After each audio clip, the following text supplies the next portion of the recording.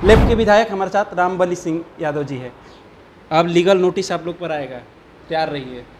Legal notice वाला तो बात हम भी सुने हैं, वो तो ठीक है, लेकिन बार बार शकुनी जी का ये नाम ले रहे थे। शकुनी जी के पुत्र हैं सम्राट चौधरी जी। ये बात हमको समझ में नहीं आया कि शकुनी जी के बेटा हैं सम्राट चौधरी, ये भी उप मुख्यमंत्री हैं, सम्राट चौधरी भी मुख्यमंत्री हैं। सम्राट चौधरी जी से इनको क्या परेशानी है कि अब उनके पिता, जैसे तेजस्वी जी के पिता के ये नाम लेते थे, बात समझ में आता था। विजय कुमार सिन्हा जी उप मुख्यमंत्री हैं, इनका दो जगह वोटर नाम है। इसी को आप कह रहे थे कि हम शुद्ध करने निकले हैं, कि गठबंधन वालों को हटाने के लिए खाली निकले हैं। अब बीजेपी वाले 2 जगह हैं, 3 जगह है। अब ये बात अगर उनको बोले हैं और इसको लेकर के उनकी परेशानी बढ़ी है, तो परेशानी तो बढ़ेगा ही, क्योंकि महाराष्ट्र में मजा मार लिया ना, वोटर लिस्ट में नाम बढ़ा करके। कर्नाटक का रिपोर्ट सामने आ गया, 1 विधानसभा का आ गया। राहुल गांधी जी ने जो पेश किया, क्या सबूत चाहिए? क्या सबूत चाहिए कि ये चुनाव चोरी का प्लानिंग है? ये कायर लोग हैं, तो इनको तो लगेगा कि जैसे हम डरते हैं वैसे सभी लोग डर जाएगा, महागठबंधन वाले। क्योंकि आज़ादी की लड़ाई में जब गोली खाने की ज़रूरत थी, शहादत देने की ज़रूरत थी, तो ये डर से अंग्रेजी को दलाली कर रहे थे। तो इनको लग रहा है कि हमारे जैसा ही लोग सब कोई डर जाएगा। अरे भाई, यहाँ डरने वाला लोग नहीं है, लड़ने वाला है। और ख़ास करके अब एकमात्र जो नारा बन गया है, वोट चोर गद्दी छोड़, इस नारे के साथ पूरा बिहार में एक बार हलचल है और इंतजार कर रहे हैं कि कब बटन दबाने का मौका मिले, इस भाजपा को सजा दें। नमस्कार, आप देखना शुरू कर दिए हैं दर्श न्यूज और मैं हूं कुमार मनीष। देखिए, मतदाता सूची हो या SIR प्रतिक्रिया का मामला हो, लगातार विपक्ष हमलावर है, लगातार कई बड़े खुलासे कर रहे हैं। वैसे में लेकर बिहार के डिप्टी CM विजय सिन्हा अब ये कह रहे हैं कि अब हम लीगल नोटिस भेजेंगे। इस पर खास बातचीत करने के लिए हमारे साथ लेफ्ट के विधायक हमारे साथ रामबली सिंह यादव जी है। अब लीगल नोटिस आप लोग पर आएगा, तैयार रहिए। लीगल नोटिस वाला तो बात हम भी सुने हैं, वो तो ठीक है, लेकिन बार बार शकुनी जी का ये नाम ले रहे थे। शकुनी जी के पुत्र हैं सम्राट चौधरी जी। ये बात हमको समझ में नहीं आया कि शकुनी जी के बेटा हैं सम्राट चौधरी, ये भी उप मुख्यमंत्री हैं, सम्राट चौधरी भी मुख्यमंत्री हैं। सम्राट चौधरी जी से इनको क्या परेशानी है कि अब उनके पिता, जैसे तेजस्वी जी के पिता के ये नाम लेते थे, बात समझ में आता था कि भाई विपक्ष में है तो लालू यादव के नाम लेते थे, तेजस्वी जी के पिता हैं। हालांकि वो चुनाव तो अभी लड़ते नहीं हैं लंबे समय से, लेकिन अशोक चौधरी तो उनके सहयोगी हैं और ये शकुनी बार बार ये बोल रहे थे। तो ये बड़ा हम लोगों का आश्चर्यजनक विषय है।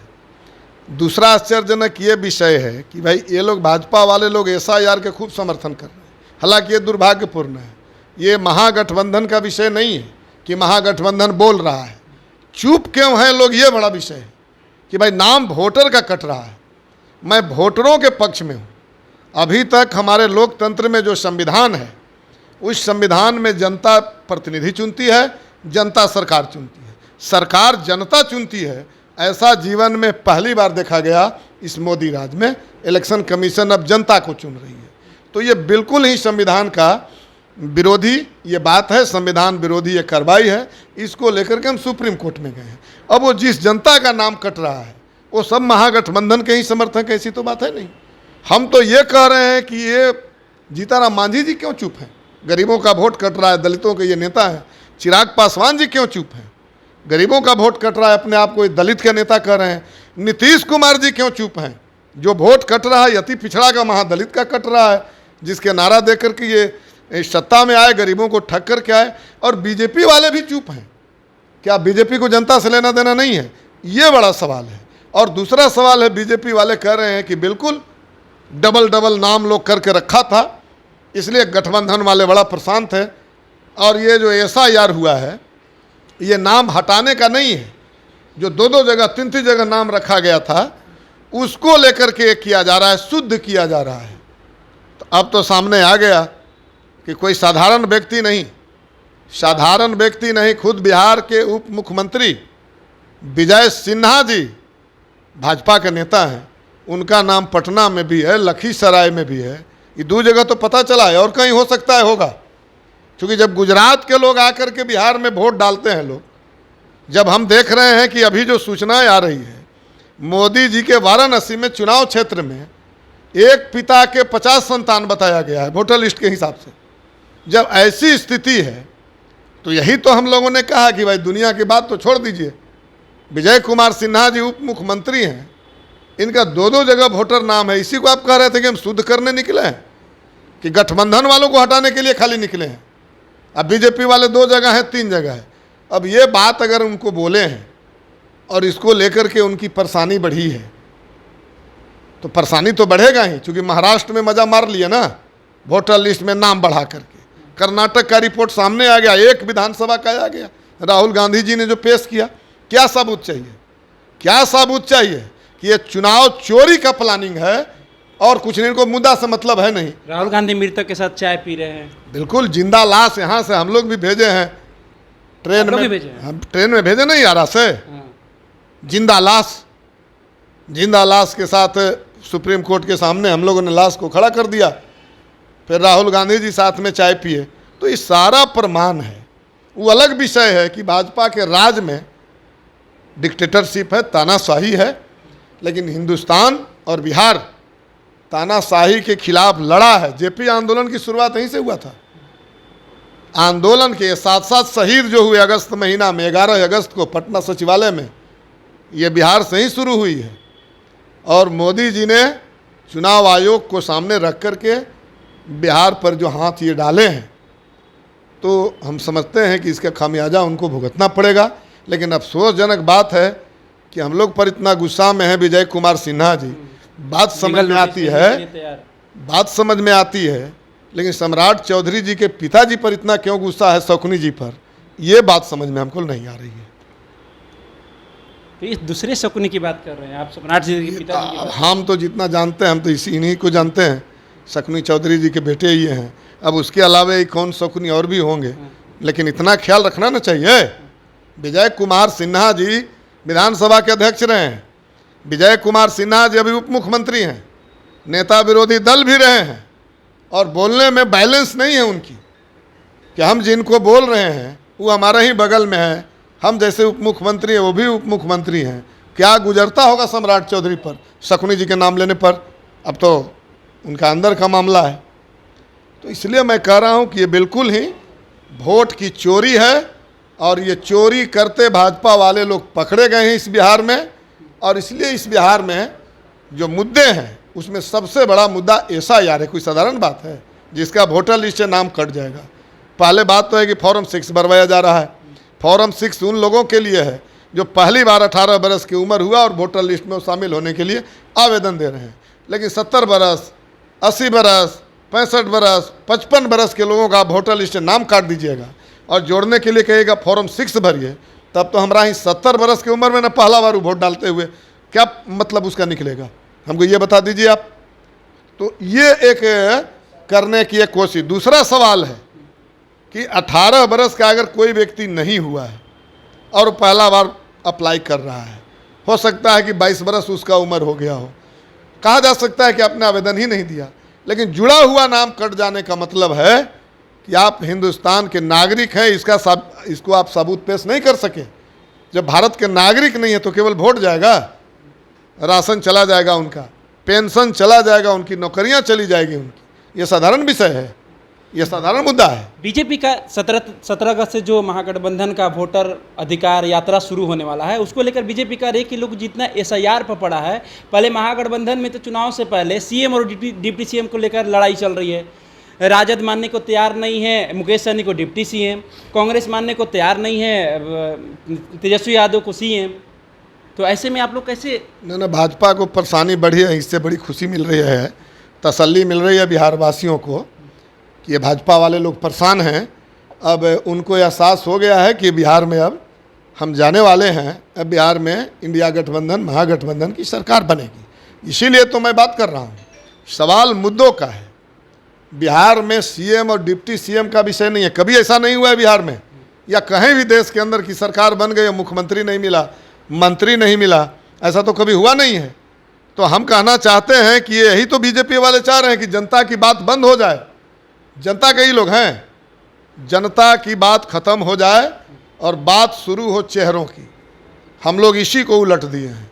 बात मुद्दों की होगी, बात जनता को जो तबाह किया है आप मोदी जी 11 बरस में, 20 बरस में एनडीए की सरकार ने जो बिहार में तबाह किया है लोगों को, इन मुद्दों पर बात होगी और इन मुद्दों पर ही बिहार के चुनाव होंगे। और जब बिहार में चुनाव होंगे तो मुख्यमंत्री भी मिलेंगे, मंत्री भी मिलेंगे, सब मिलेंगे बिहार को। तो ऐसे में चेहरा मुख्यमंत्री का बाइकआउट लोग कर रहा है कि तेजस्वी यादव नहीं होंगे। कांग्रेस कह रही है कि अभी तो चेहरा, जब हमारी सरकार बनेगी तो फिर चेहरा देखा जाएगा। डिप्टी सीएम को लेकर लड़ाई चल रही है। तो ये लड़ाई है, ये लोकतंत्र के अनुकूल है, संविधान के अनुकूल है कि संविधान में जनता जो है वोट दे के विधायक चुनती है और विधायक वोट दे करके मुख्यमंत्री चुनते हैं। तो अभी तो ये सरकार जनता को चुनने में लगी हुई है, उल्टा जनता को चुन रहा है कि जनता कौन होगा मेरे यहाँ। अब जब सरकार बनेगी तो हम कह रहे हैं इसमें घोषणा करने की क्या ज़रूरत है। 2020 में हम लोग चुनाव लड़े थे तो मालूम ही है कि तेजस्वी यादव को नेता सामने रख के हम लोग लड़े थे। और अब 2025 आई है तो कोऑर्डिनेशन कमेटी बनी है और कोऑर्डिनेशन कमेटी के चेयरमैन तेजस्वी यादव ही हैं। तो इसको अलगे से ढोल पीटने की क्या ज़रूरत है। ढोल पीटने की ज़रूरत है कहीं? पूरे बिहार की जनता मूर्ख है, उसको पता है, ना बोलने के बावजूद भी उनको पता है कि बिहार का इंडिया गठबंधन में सरकार बनेगी और मुख्यमंत्री कौन होगा। ये बिना बोले बिहार की जनता को मालूम है सच्चाई। तो फिर डिप्टी सीएम और दूसरे तरफ उतना ही झूठ मालूम है बिहार की जनता को। ये भाजपा वाले बोल रहे हैं 25 से 30 फिर से नीतीश, ये सरासर झूठ है। ये भी बिहार की जनता को मालूम है कि अगला सीएम नीतीश कुमार जी हो ही नहीं सकते। ये बिहार में भाजपा सत्ता कब जाने के लिए नीतीश जी को सामने रख करके बंदूक चला रही है, लेकिन नीतीश जी बिहार के सीएम आने वाले दिनों में हो ही नहीं सकते, बिल्कुल नहीं होंगे। ये उतना ही झूठ है और दूसरा उतना ही सच है कि बिना घोषणा किए हुए ही बिहार को मालूम है कि महागठबंधन की सरकार बनेगी और सीएम कौन होगा। तो डिप्टी सीएम मुकेश सहनी होंगे लगातार। कह रहे हैं भाई जब सरकार बन जाएगी, सीएम मिल जाएगा तो मंत्री, डिप्टी सीएम सब मिल जाएंगे बिहार को। क्यों चिंता में? बिहार इसकी चिंता में नहीं है। बिहार असंभव को संभव कराने में अभी लगी हुई है। नीतीश कुमार जी और भाजपा थे लोग, जब हम बात कर रहे थे 2020 में कि हम लोग की सरकार बनेगी तो 10 लाख लोगों को नौकरी देंगे, तो ये भाजपा वाले और नीतीश कुमार जी लालू जी को गरिया रहे थे, तेजस्वी को। कहाँ से लाएगा? अब कहला बोल रहे हैं 20 में कहाँ से लाएगा, और 25 में आप घोषणा कर रहे हैं कि सरकार बनवा दीजिए ना, हम इतना नौकरी दे देंगे। क्यों बोल रहे हैं नीतीश कुमार जी? जब हम लोग बात किए थे कि आर्थिक सर्वे हो गया बिहार में, भारी गरीबी उभर कर सामने आई है, तो गरीबी दूर करने के लिए आप कदम उठाइए, पुराना बिजली बिल माफ़ कीजिए, 200 यूनिट आप बिजली फ्री कर दीजिए। बोलते थे, आप विधानसभा में रिकॉर्डिंग तो आप ही लोग चलाएं, बोलते थे कि ऐसा होगा, ऐसा होना चाहिए, नहीं होना चाहिए। अब कैसे हो गया? अब कैसे हो गया? जब पता चल गया कि अब जाने वाले हैं तो लगा कि अब जाते जाते कुछ दे दें लोगों को। तब भी बड़ी कंजूसई में पुराना बिजली बिल माफ़ नहीं है किए और 125 यूनिट बिजली किए। कैसे कर दिए? रसोईया, आंगनबाड़ी, आशा, इनका मानदेय बढ़ाने के लिए कई बार मैं खुद नीतीश कुमार जी के चैम्बर में गया हूँ, महबूब आलम के साथ और सत्यदेव राम के साथ। वो कह रहे मंत्री बन के देखिएगा तब न पता चलेगा कहाँ से पैसा आता है। ये संभव है। अब कैसे 3000 हो गया? हालांकि अभी वो पारितोषिक दे रहे हैं, अभी भी झोल है उसमें, अभी पारितोषिक दे रहे हैं, मानदेय नहीं दे रहे हैं। इसका विरोध भी लोग कर रहे हैं। क्यों नहीं करेगा? लोग मूर्ख है। आशा में, रसोईया में मूर्ख लोग रहते हैं। इसी तरह से वृद्धा पेंशन पर हम लोगों ने लंबे समय से कहा कि 400 वृद्धा पेंशन, और बुजुर्गों को, विधवाओं को ये गाली है या पेंशन नहीं दे रहे हैं।